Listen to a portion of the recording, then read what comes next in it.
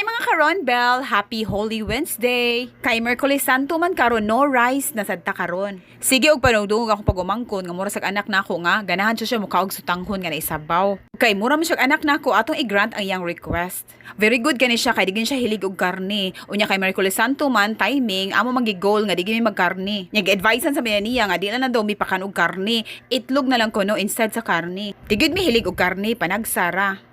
Maong kasagaran luto na mo kaigisara na mo sa patis or butangan na namog itlog. For this time, nagtorta ko og cabbage para kong itopping sa Sotanghon soup.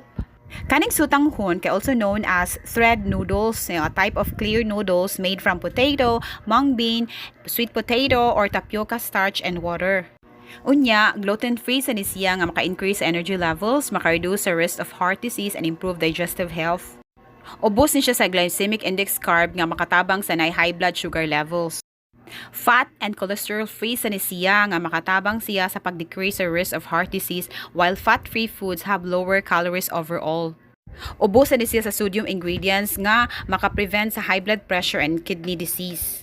Presenting ang sinabawang Sotanghon na mo with the toppings of egg and tortang cabbage. Have a happy Holy Wednesday lunch everyone! Mao kini Ronbel Gums.